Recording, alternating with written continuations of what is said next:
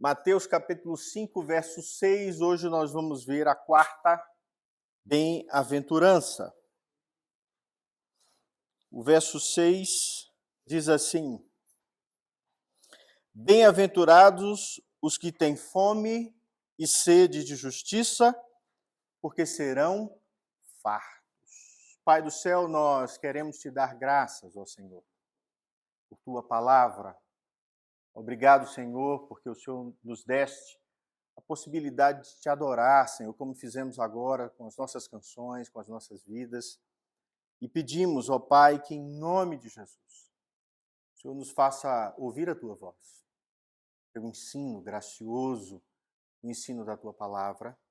Que o Senhor fale conosco, que a tua Santa Trindade esteja nesse lugar, que o seu Santo Espírito nos instrua, Senhor, na nossa alma, no nosso ser, para que possamos crescer em Cristo. Eu te peço em nome de Jesus. Amém.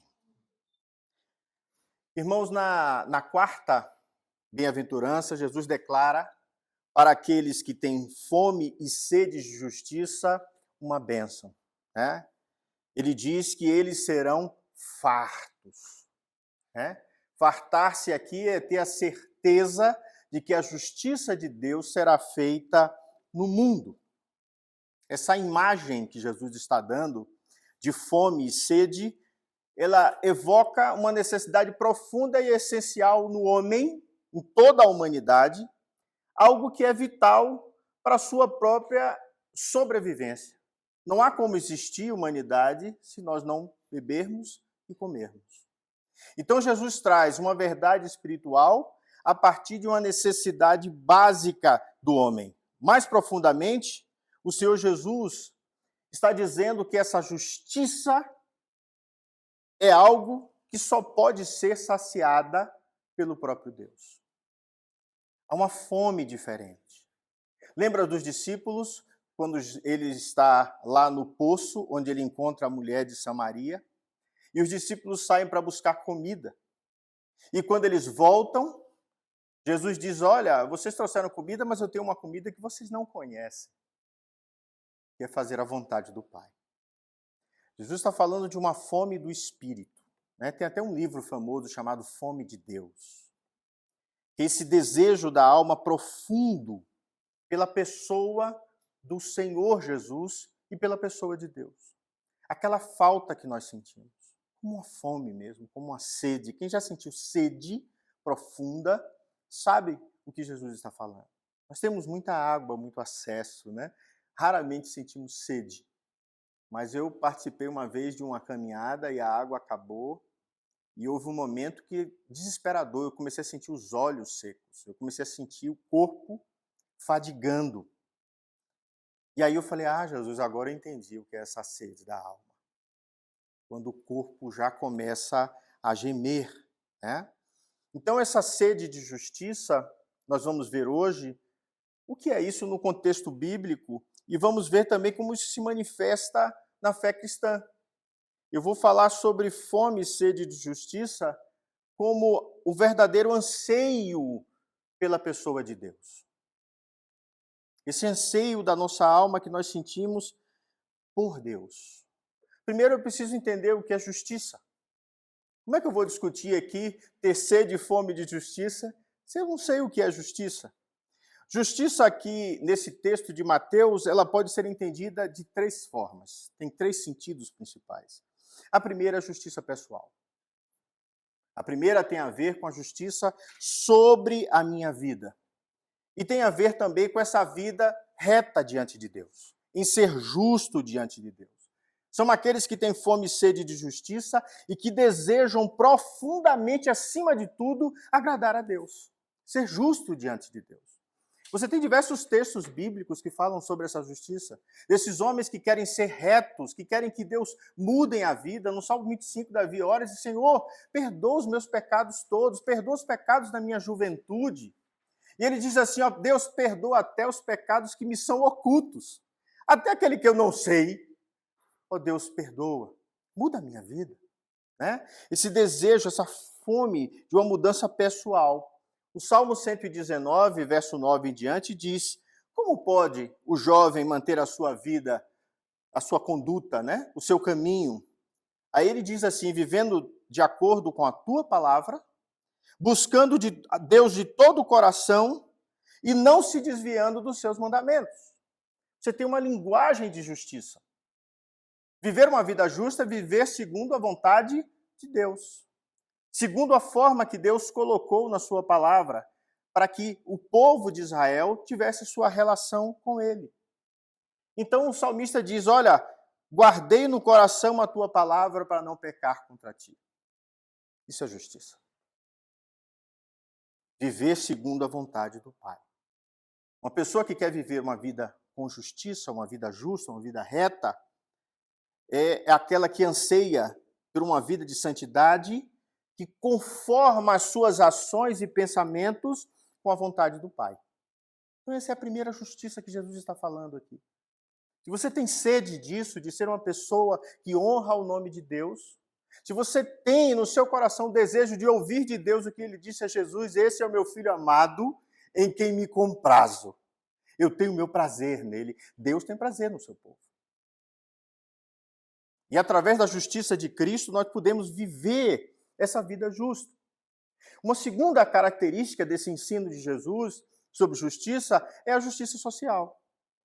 Se existe uma justiça pessoal, também existe uma justiça social, que se refere ao desejo de ver a justiça de Deus manifesta dentro da sociedade.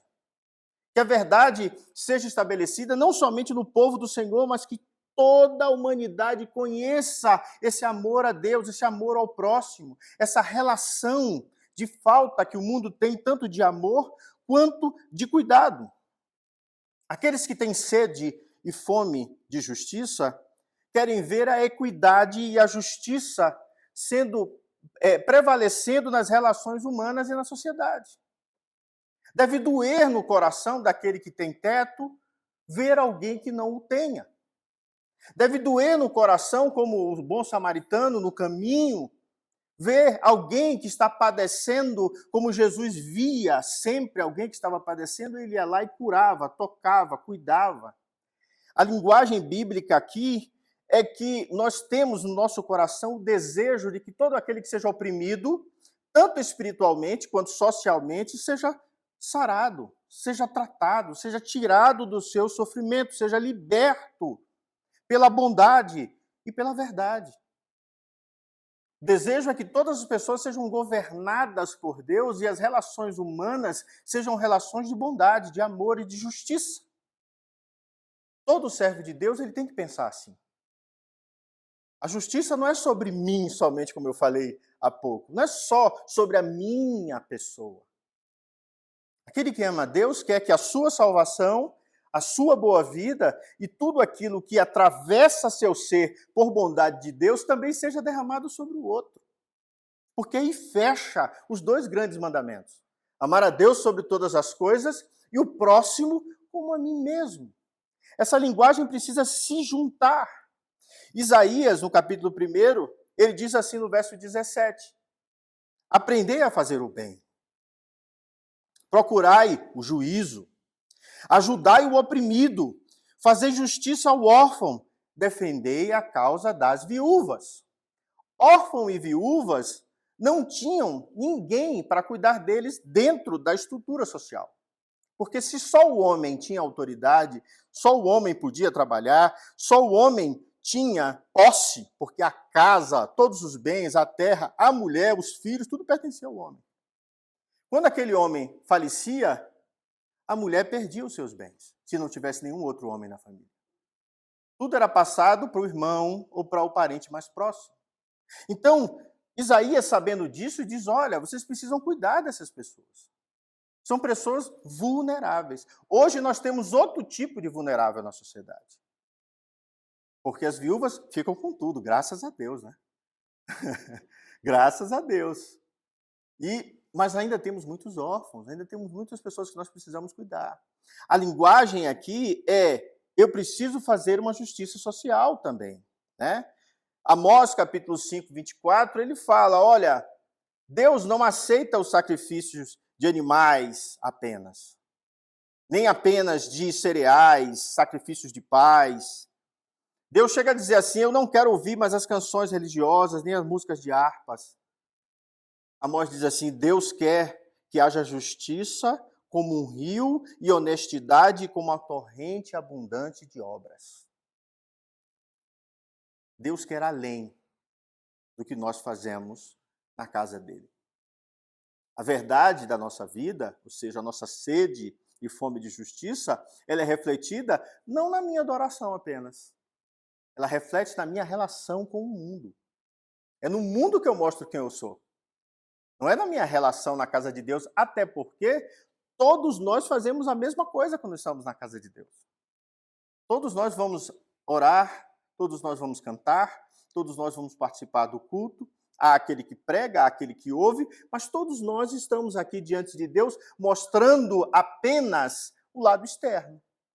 Quem é que vê o coração? O Senhor Deus. E é através dessa justiça que eu mostro no mundo, lembra, Jesus, quando ele fala do credor incompassivo, ele está mostrando essa verdade. Diante de mim, que sou o rei, você vem aqui e pede perdão. É lindo, maravilhoso.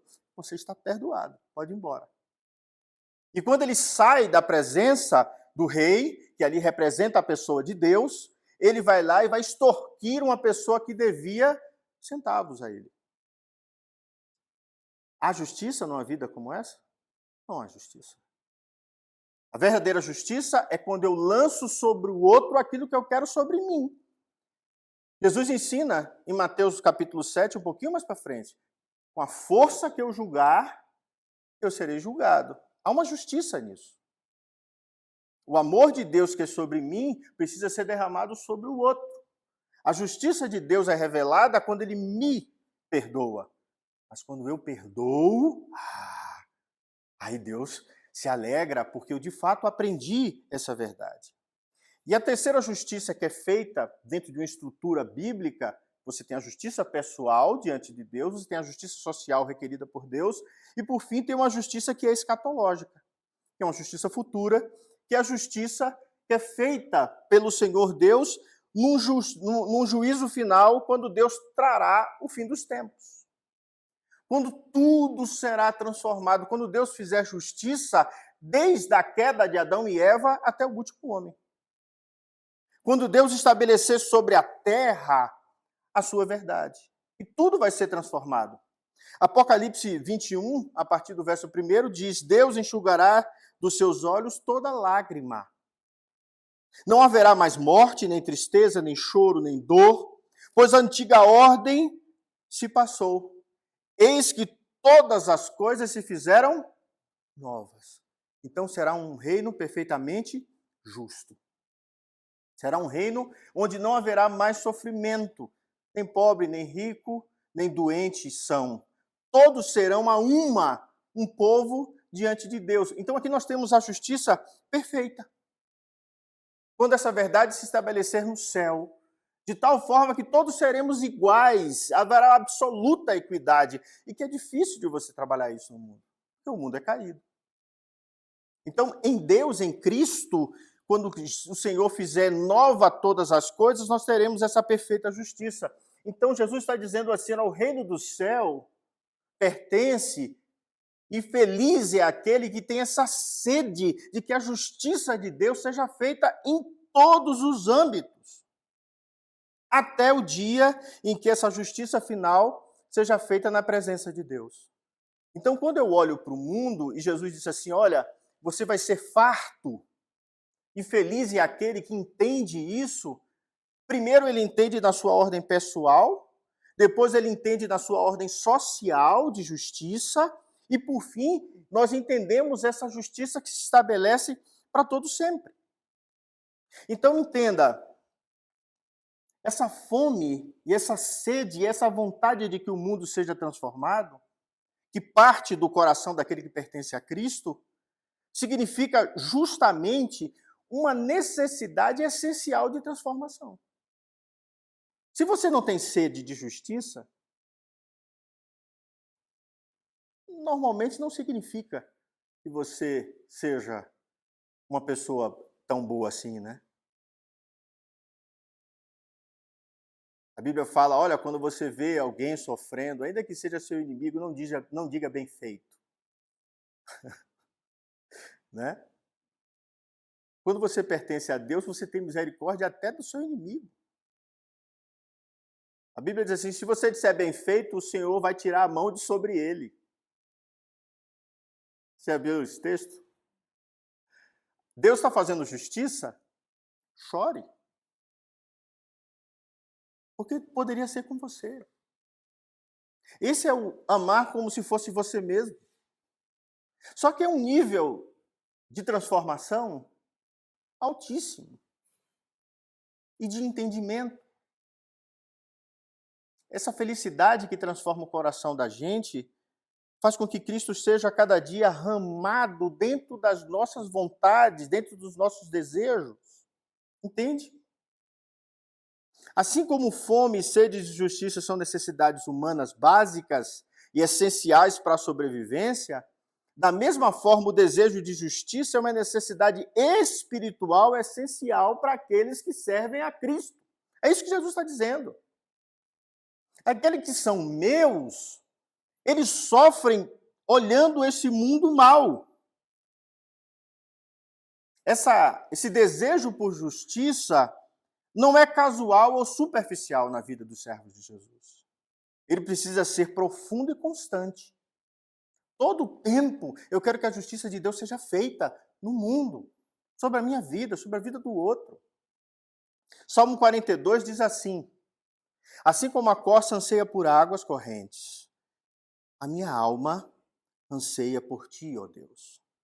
A minha alma tem sede de Deus, do Deus vivo.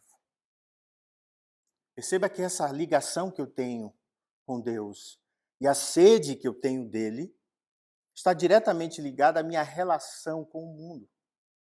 Se eu quero que Deus seja glorificado através da minha vida, a minha alma ama e anseia por Deus, esse mesmo desejo, Jesus está dizendo, tem que ser sobre o mundo. E você vai ser saciado. Porque esse dia vai chegar. Em que a justiça de Deus vai se estabelecer em todos os lugares.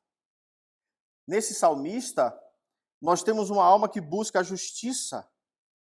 E essa justiça está totalmente orientada para Deus, não para o homem, percebe? Só há justiça quando a justiça está orientada para Deus e não para a realidade humana. Quando Deus é justificado nas relações humanas, percebe? E de outra forma, tem um filósofo que eu gosto muito, chamado Herman Doiver. Ele é holandês, né? Ele é discípulo de Abraham Kuyper. Ele tem vários livros, né? Ele fala que o nosso desejo precisa ser tel-referente. O que é um desejo tel-referente? É que o meu desejo é que a vontade de Deus seja satisfeita. Inclusive no mundo, inclusive nas relações humanas, inclusive na política. Inclusive em todo e qualquer momento da minha vida. Ele desenvolveu uma filosofia chamada reformacional. Ele tem a ideia e uma compreensão da realidade que ela é sempre influenciada por pressupostos religiosos ou visões de mundo. Então, quando eu penso no mundo, em cuidar de alguém, qual é a minha referência? A minha referência é Deus que cuida de mim, que cuida da humanidade, que cuida dos homens, que dá tudo que a humanidade precisa. Então, o meu coração precisa estar voltado totalmente para Deus. Ele precisa ser tel-referente. Deus é a minha referência. Qual é a minha maior referência de amor? Cristo. Qual é a minha maior referência de amor no sentido de entrega? O amor ágape. Aquele que se entrega por causa do outro. É isso que é tel-referente.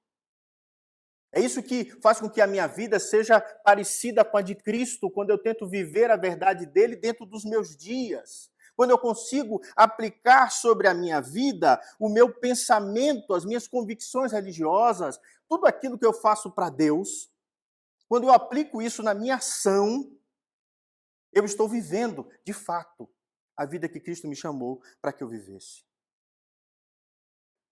Em toda filosofia, seja ela humanista, materialista ou cristão, você tem uma crença atrás. Você tem algo que você acredita. Nós, o Deus de Israel. Nós, filho dele, o Messias. Essa é a verdadeira justiça para nós. Então eu preciso aplicar isso sobre o mundo. Justiça social, irmãos, sem intervenção divina, o vazio permanece. Na Suíça não tem pobre. Mas não tem justiça espiritual. Percebe? Então você precisa ter as duas coisas juntas. Uma realidade do mundo transformada a partir de corações. Não apenas por solidariedade, que é importantíssima.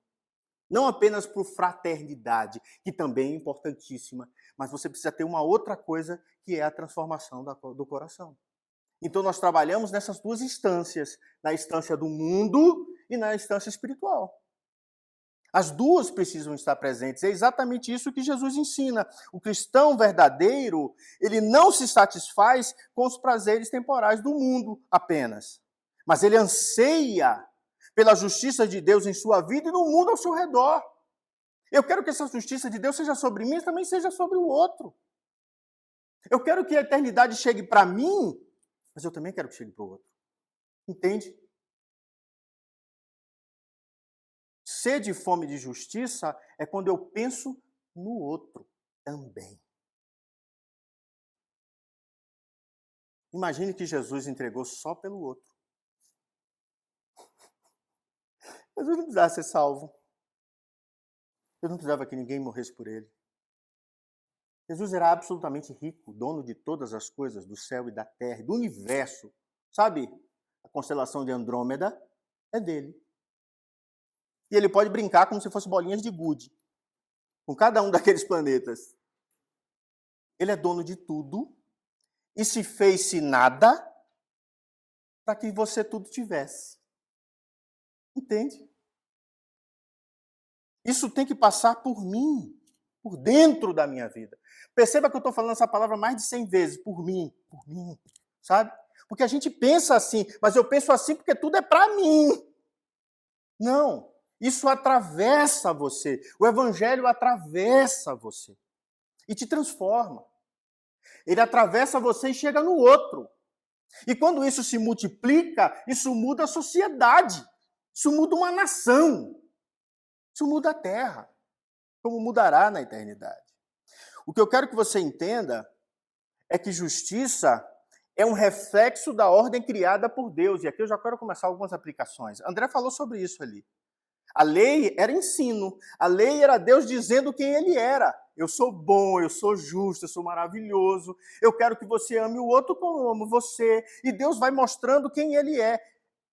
A lei é um reflexo da imagem perfeita, santa, justa e boa de Deus.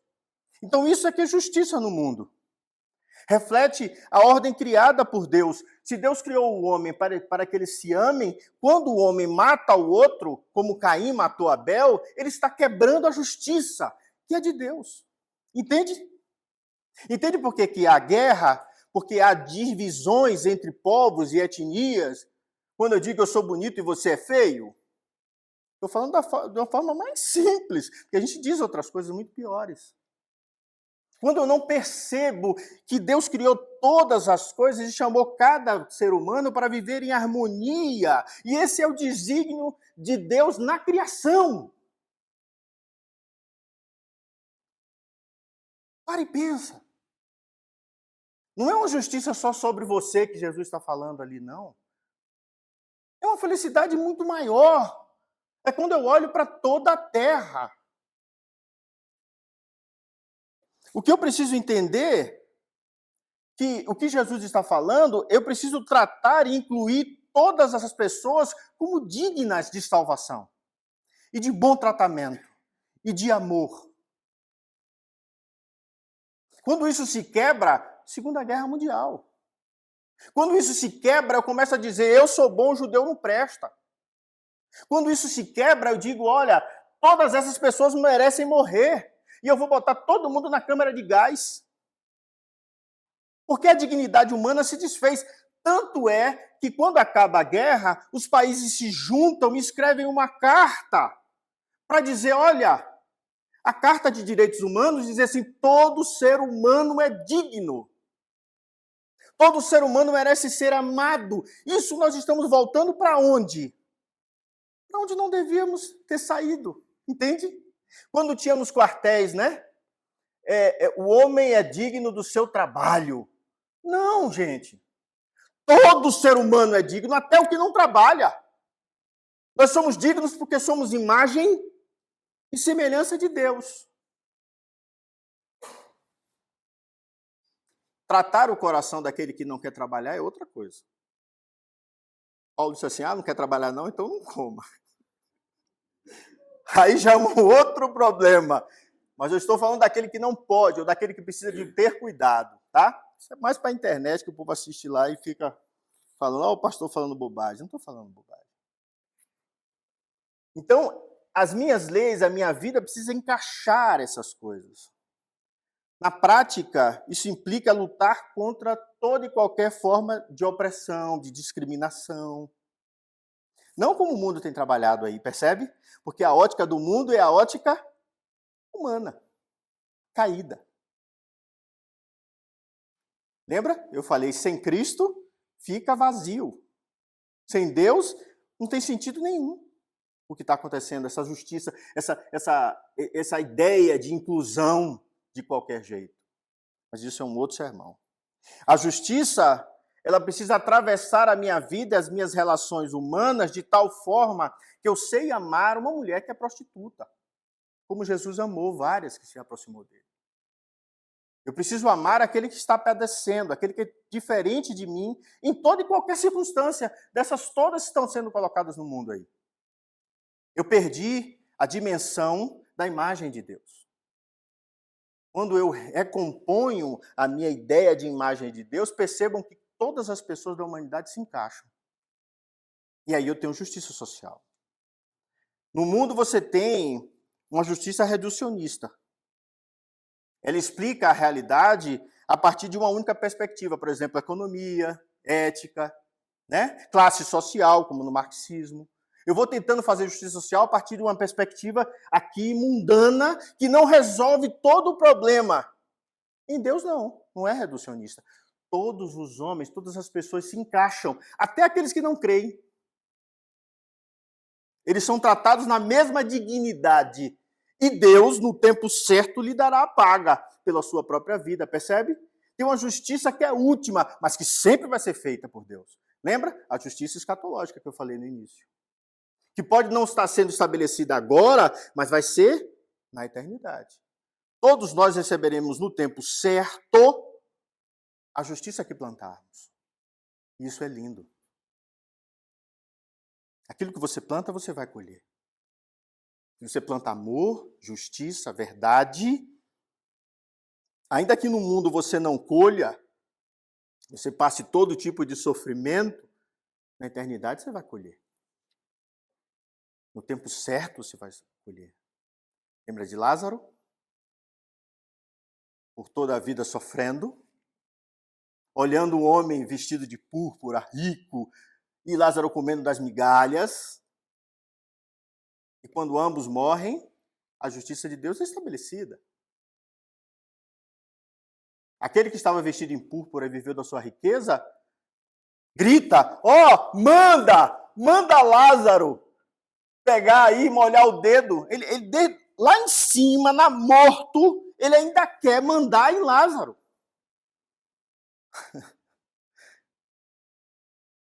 Olha, você já teve tudo o que você precisava. Lázaro padeceu. Lázaro, o nome significa Deus é meu socorro. Eternidade. Ele plantou amor, crença em Deus. Entende o que eu estou dizendo? O outro teve tudo e não fez justiça. Podia ter feito sobre Lázaro. O maior julgamento dele é Lázaro na porta da casa dele e ele nunca ter feito nada. A gente para de pensar nisso. A gente só pensa que ele não foi justificado porque não cria. Não! É judeu, provavelmente cria. O exemplo que Jesus está dando é uma parábola. Aquilo de fato pode não ter acontecido, mas Jesus está mostrando uma verdade maior. Que tem uma justiça que você faz em Deus e tem uma justiça que você faz no outro. Entende? Isso é estabelecido diante de Deus. Uma outra aplicação rápida, a justiça de Deus ela é restaurativa e transformativa. Ela restaura o homem, transforma a realidade do homem. Você tem uma casa destruída, alcoolismo, tudo que você possa imaginar, filhos na droga, uma casa completamente destruída nela mesma. Quando Deus entra, Deus restaura o pai que deixa de beber, a mãe encontra descanso porque o pai vira um bom marido, os filhos abandonam as drogas, as relações entre eles tornam-se harmoniosas e a vida passa a ser aquilo que Deus estabeleceu. Transforma a realidade. A justiça é feita dessa forma, dentro da ação social da família, isso deságua onde? Na sociedade. É essa justiça que Deus está falando, percebe? Que quando é feito somente pelo mundo, você não tem a transformação interior. O interior continua sujo. E aí eu viro fariseu. Porque eu faço a lei, eu obedeço, eu vou para o culto, mas o meu coração é podre. Jesus disse assim, não adianta essa religiosidade toda. Você precisa lavar o coração. Você precisa ter um coração transformado. E esse coração transformado muda a realidade da casa, da vida, do mundo. Entende o que Jesus está falando? Então eu e você precisamos entender o seguinte, olha que palavra de John Stott, que é um teólogo que eu adoro. Jesus não está falando sobre uma justiça meramente local ou moral, ou legal, mas sobre uma justiça que afeta todas as esferas da vida humana. Os que têm fome e sede de justiça anseiam pela retidão pessoal e, ao mesmo tempo, por uma justiça social em que o mundo seja transformado porque está cheio de justiças. Essa é a visão cristã. Essa é a visão que transforma o mundo. Eu preciso entender que a dignidade humana está ligada à imagem de Deus. Se você perder a dimensão da imagem de Deus, você trata as pessoas mal. Você trata segundo o que você gosta ou não gosta nela. Porque você perdeu a dimensão da imago Dei. Da pessoa e da vontade de Deus. Você perdeu a dimensão da lei, do ensino divino. Lei no sentido de ensino, né? Se os homens perceberam que há direitos inalienáveis, e aqui eu estou estudando Constituição Federal e começa a falar umas outras coisas, o homem precisa ser tratado de forma digna. E isso está lá atrás na lei. Pelo caminho da relação social, os homens perceberam isso. Deus já vem dizendo, há muito tempo, e vocês precisam ter sede e fome dessa minha justiça. Spurgeon, já estou quase terminando, diz: aqueles que têm fome e sede de justiça não se satisfazem apenas com falar sobre a justiça. Eles a vivem, a buscam, a promovem em suas vidas. Esta bem-aventurança nos chama a uma ação que reflete o caráter santo de Deus. É para isso que Deus tem te chamado. É para isso que Deus colocou sobre você essa possibilidade. Eu estava conversando com um amigo que é psicólogo, ele disse assim, João, quando a pessoa está com depressão, ou quando a pessoa perdeu o sentido da vida, você sabe qual é a melhor coisa a se fazer? Manda ele fazer trabalho social. Manda cuidar de alguém. Coloca dentro de um asilo. Coloca ele para cuidar de órfãos. Aí ele diz assim, João, em 2, 3 meses a pessoa está sarada. Porque ela para de se preocupar-se apenas consigo mesmo. Um dos problemas da depressão é que eu estou preocupado só comigo. E eu fico revendo a minha vida o tempo inteiro e não estou olhando para mais ninguém. Quando a sua relação é de trabalho, você está esperando dinheiro em troca. Mas quando a sua relação é altruísta, isso trata o coração, trata a mente, trata o homem, porque ele vai fazer exatamente aquilo que ele nasceu para fazer. Cuidar do outro. Quando Deus pergunta, após Caim ter matado o irmão, cadê seu irmão? Ele falou, sou eu cuidador do meu irmão? Está desde lá. Está desde lá, da queda. Então, quando eu cuido, eu faço o que Deus faz, porque ele está dizendo, cuidador do meu irmão é o Senhor, Deus. Deus cuida lá. Entende? Eu assumo a minha relação com a pessoa de Deus. Vamos encerrar? Deus deu uma promessa de satisfação. Quer alegria? Tenha sede e fome de justiça. Esses são alegres. Esses serão saciados. Mas serão saciados plenamente. Totalmente. Você tem uma satisfação parcial agora. Mas lembre-se que você vai ter essa satisfação plena, perfeita no futuro. Então eu tento remendar do jeito que dá agora, no mundo, na realidade, entre as pessoas que me cercam. Mas eu vou ter isso de forma plena, perfeita, justa, maravilhosa, naquilo que Deus estabeleceu quando Jesus vier sobre as nuvens. Entende? O trabalho vai acabar, porque ele vai fazer com que todos os homens sejam sanados, sarados. O amor de Deus vai fazer com que esses homens se abracem e se amem. Todos seremos um só povo diante de Deus. A minha oração é que você se lembre que Deus amou todos os homens. E que a justiça de Deus, ela não é estabelecida apenas no seu coração ou sobre a sua vida, mas precisa ser estabelecida pela mão da igreja, pela mão dos que creem, sobre toda a humanidade. Vamos orar? Pai do céu, nós te damos graças, Senhor, por tua palavra.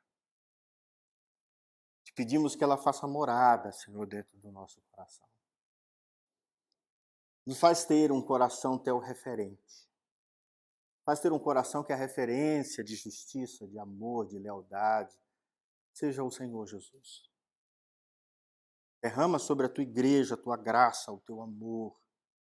Ó Deus, faz com que andemos em justiça, para que os nossos olhos contemplem toda a eternidade que o Senhor há de trazer para nós. E nesse dia, Senhor, sejamos profundamente saciados. É a nossa oração, Senhor, em nome de Jesus. Amém. Receber a bênção, queridos, e a paz e a graça do nosso Senhor e Salvador Jesus Cristo, o amor insondável de Deus, nosso eterno Pai, e as benditas consolações do Espírito Santo sejam sobre vós, irmãos, aqui presentes no Lago Norte, sobre a Igreja de Cristo, sobre toda a terra, agora e para todo sempre. Amém. Deus te abençoe e te dê uma excelente semana. Amém.